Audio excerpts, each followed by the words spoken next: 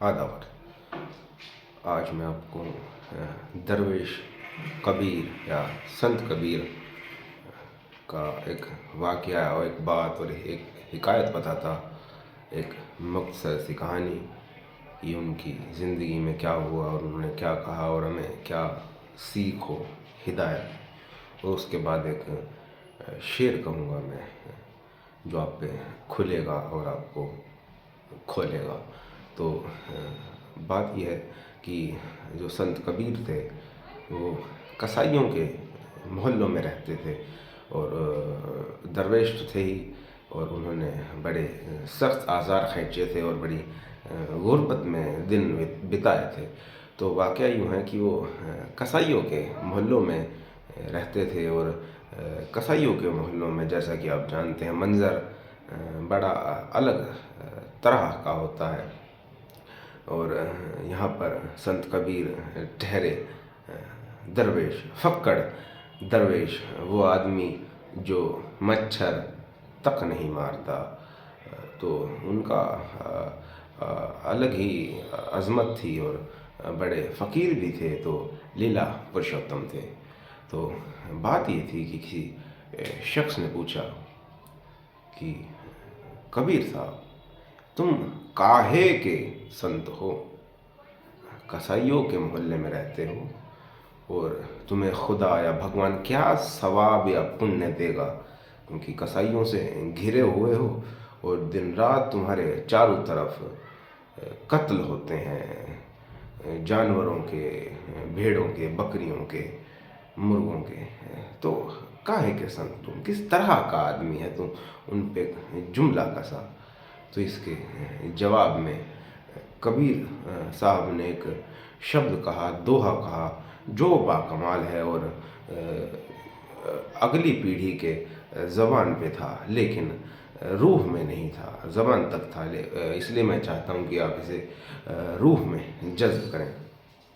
तो कसाई भले ही सुबह शाम गर्दनें काटते थे, लेकिन कबीर साहब भी तो सुबह शाम माला पहनते थे। उनके उलट तो उन्हें कि वैसे किसी से मतलब था नहीं, फ़कीर को सिर्फ अपनी फ़कीरी से और खुदा से मतलब था।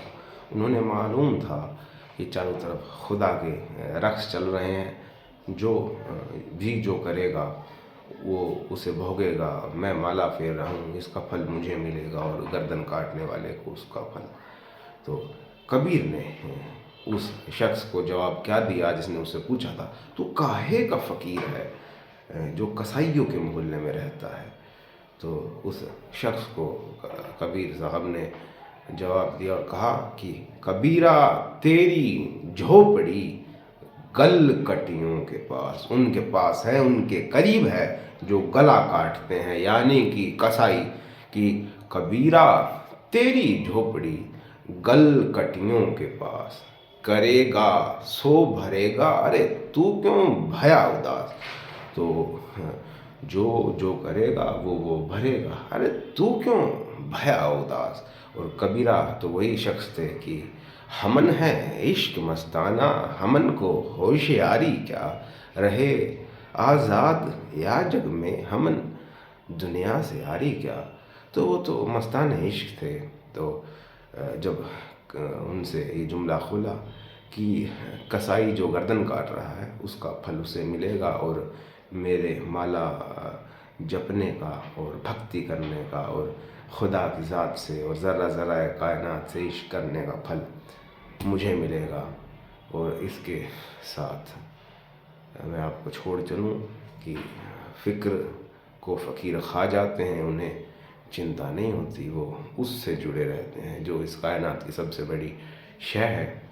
और मैं आपको छोड़ के जाऊँ कि इसी तरह के एक दूसरे दोहे पे कि राम किसी को नहीं मारता, नहीं हत्यारा राम, अपने आप मर जाएंगे बहन के लड, कर कर खोटे काम। तो ये जो कचरा है, खाद पानी है, ये कमल खिलाने के लिए है, कीचड़ में सरगर्दा होने के लिए नहीं।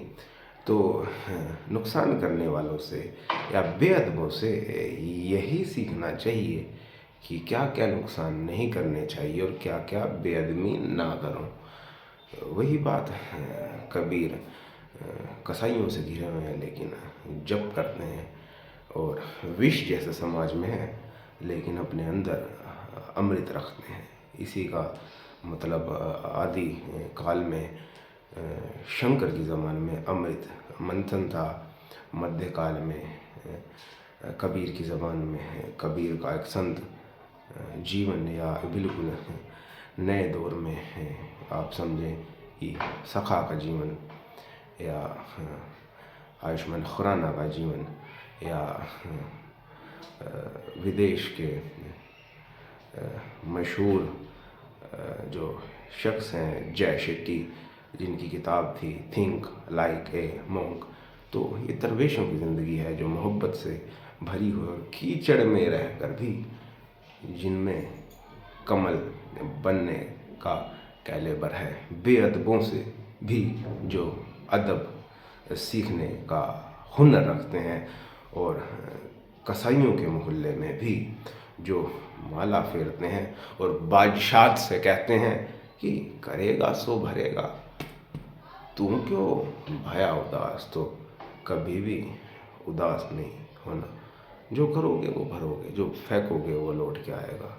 लेकिन इस बात का ख्याल रहे कि बीज हमेशा मोहब्बतों के बो, क्योंकि मोहब्बतों का पेड़ सबसे सायादार, सबसे बेहतर और सबसे बाकमाल है, जिन पे इस तरह की फल फूल लगते हैं जो इस चमन को बाग बाग कर देते हैं।